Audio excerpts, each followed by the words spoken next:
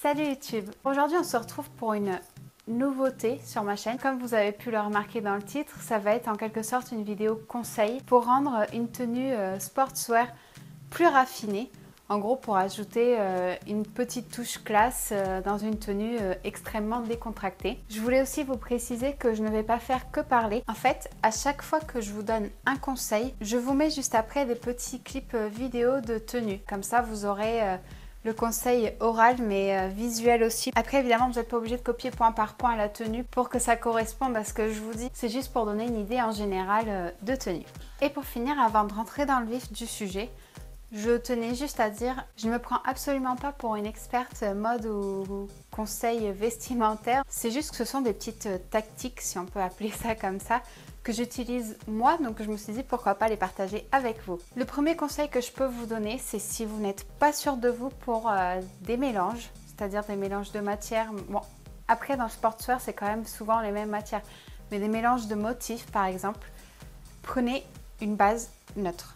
C'est-à-dire à peu près la même couleur de la tête aux pieds ou en tout cas des couleurs qui se ressemblent plutôt que des tenues dépareillées parce que c'est vrai que quand on a des couleurs qui ne vont pas ensemble, ça cache tout de suite le côté classe et raffiné de la tenue. D'autant plus que vous allez voir, pour donner un côté raffiné à une tenue sportswear, on peut énormément jouer sur les accessoires, mais ça je vais vous en reparler plus tard. Mais du coup, si on veut vraiment jouer sur les accessoires, c'est vrai qu'une base neutre, c'est l'idéal quoi. Donc si vous n'êtes pas sûr de vous, vous le savez, c'est à peu près les mêmes couleurs de la tête aux pieds et ça ira, je vous l'assure.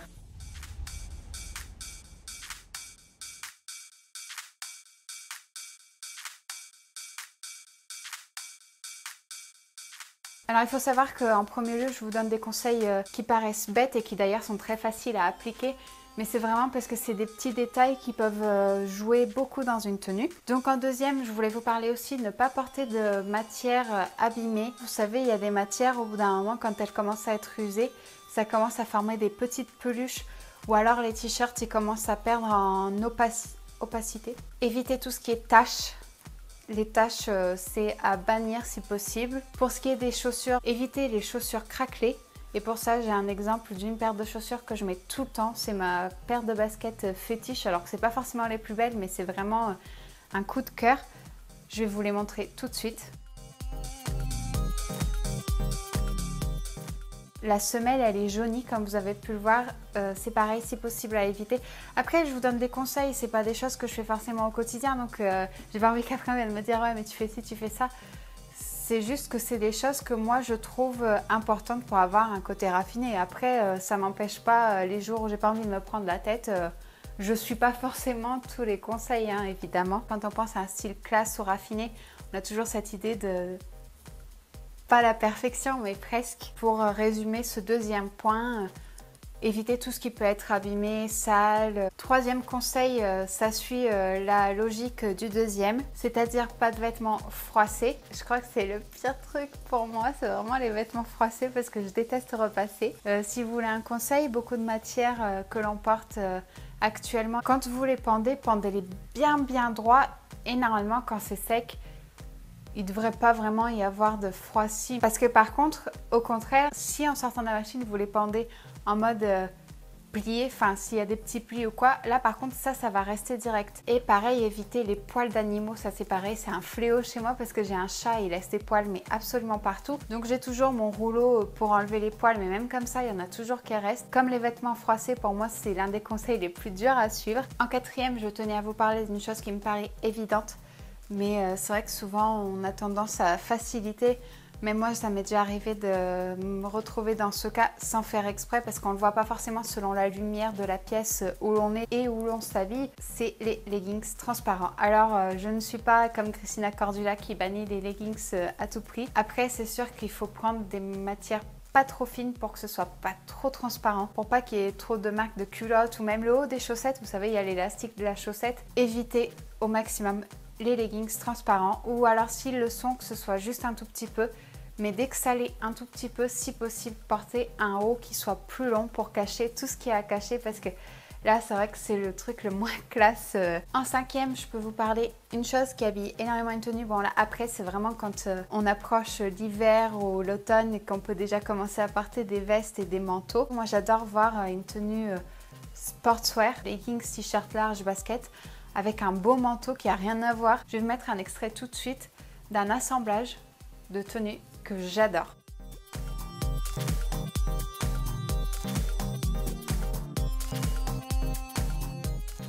Donc comme vous avez pu le voir, une base neutre comme je vous le disais au départ, noire de la tête aux pieds à part les détails blancs des chaussures et un gros manteau léopard, le truc improbable mais qu'on met par-dessus. Quand on regarde un manteau comme ça, souvent on s'imagine des tenues très bimbo parfois ou sinon vraiment très raffinées, genre une belle robe ou quoi. Mais c'est vrai que c'est vraiment un combo que j'adore. Et pareil, pas forcément ce style de manteau, je vais vous mettre plusieurs autres exemples tout de suite.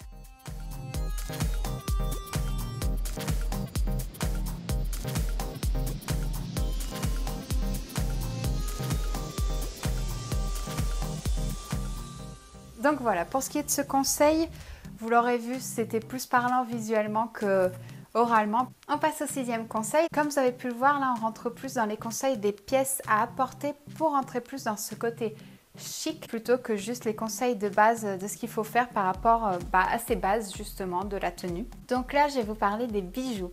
Ça, c'est vraiment quelque chose que j'adore. J'affectionne tout particulièrement les bijoux parce que je trouve qu'on peut vraiment changer une tenue du tout au tout. C'est-à-dire qu'on peut avoir une même tenue, mais si on change les bijoux, ça peut vraiment donner un look différent. Après, pour ce qui est du style sportswear, c'est vrai que le type de bijoux que moi, je conseillerais de porter, c'est plus les bijoux fins, assez discrets, qu'ils aient un beau fini, qu'ils aient un bel aspect qualitatif. Parce que de toute façon, dès qu'on a quelque chose qui n'a pas un aspect qualitatif, et ça c'est tout aussi valable pour la base des vêtements, tout de suite on perd ce côté qu'on cherche à avoir avec cette vidéo. Donc moi ce que je peux vous conseiller, c'est que justement quand j'ai une tenue total look noir ou total look gris, beige ou en tout cas un camailleux de ces couleurs là, que ce soit l'argenté ou le doré, ça va bien un peu avec ces plusieurs couleurs. Après pareil, à éviter les bijoux qui déteignent sur la peau. Dès qu'il y a une petite trace de rouille, c'est à éviter. Ou dès qu'il y a une petite trace, vous savez les bagues, les colliers, des fois quand on transpire ou quand on se lave les mains avec, ça a un peu une couleur verdâtre. C'est pas très bien de le mettre, sinon ça casse cet effet escompté. Je vous montre donc de suite quelques exemples.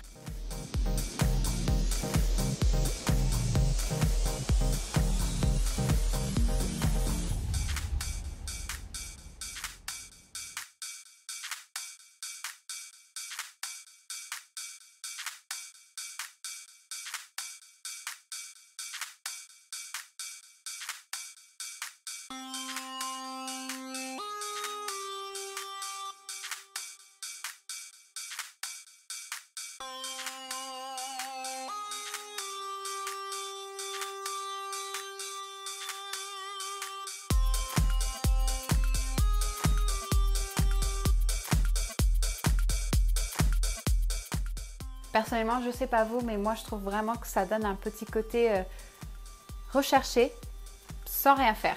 Il ne reste donc plus que 2 conseils. Le 7e conseil, je dirais un beau sac. Alors pour ma part, quand on est en hiver et que je fais les total look noir sportswear, en général, je vais souvent mettre les bijoux fins que je vous ai montré avant et je vais souvent porter mon sac Prada que je vous ai déjà mis dans quelques vidéos. J'ai vraiment la chance extraordinaire de pouvoir avoir un sac haute couture. Ça a été un cadeau très spécial pour mes 18 ans.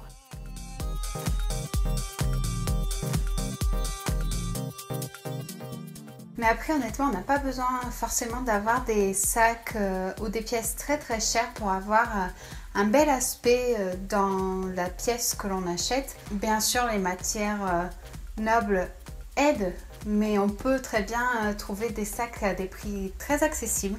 Tant que les finitions sont belles, que l'aspect des matières est beau, qu'il n'y a pas de fil qui dépasse, des choses comme ça, on peut vraiment trouver de jolies pièces. L'important, c'est qu'il y ait toujours un aspect qualitatif indépendamment du prix. Ça, c'est pour ce qui est des sacs avec un côté très classe, très raffiné.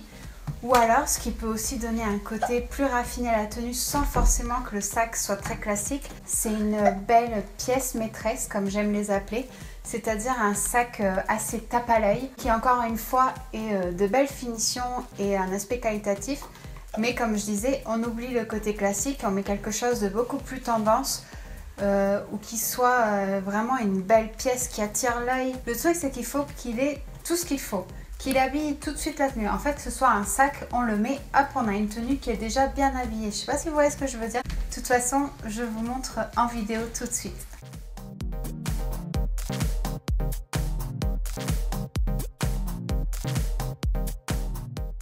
Voilà, j'espère que les images auront été plus parlantes que mes explications parce que c'est vrai que je m'en mêlais un petit peu les pinceaux. Et on en arrive au dernier petit conseil, aux dernières petites astuces, comme vous préférez les appeler. Ce sont les talons. Alors là, j'ai mis vraiment en dernier parce que du coup, les talons, ça casse quand même beaucoup le côté sportswear. En plus, en général, quand on cherche ce type de conseil, c'est-à-dire rendre un côté plus classe à une tenue sportswear, c'est parce qu'en fait on veut le côté totalement confort mais avec le look. Mais il y a des pièces très tendance en ce moment, soit le jogging avec lequel on met des talons, des sandales ouvertes. Personnellement, c'est pas une mode qui me parle plus que ça, mais ça se voit énormément.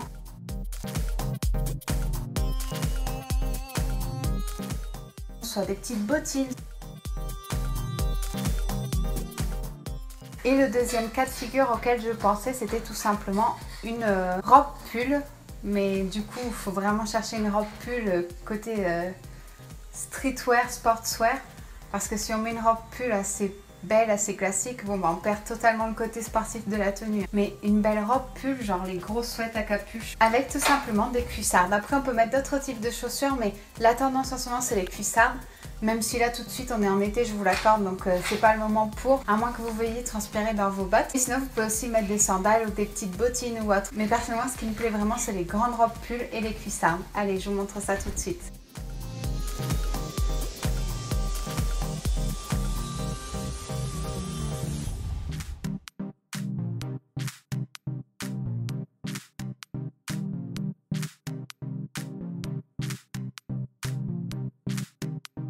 Pour finir, j'ai un conseil que j'avais totalement zappé de mettre dans la vidéo, c'est pour ça que je vous l'incruste comme ça très vite fait. C'est d'ailleurs pour ça que j'ai pas la même tenue. En fait, je suis actuellement en train de finir d'éditer la vidéo. Si vous avez une tenue sportswear et que par exemple il fait trop chaud pour mettre un manteau ou une veste, ce que vous pouvez faire aussi, c'est tout simplement changer le haut de votre tenue, c'est-à-dire garder le bas sportif et en haut mettre quelque chose de plus raffiné ou plus classique. Après on a quand même des choses qui restent très subtiles et des choses qui cassent plus le look. Donc mon premier exemple est celui-ci.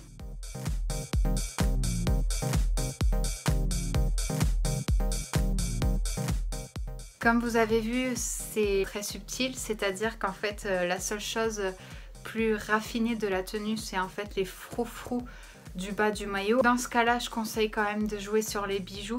De toute façon, dans tous les cas, moi je rajoute toujours des bijoux. Et sinon, on a un deuxième exemple qui est celui-ci.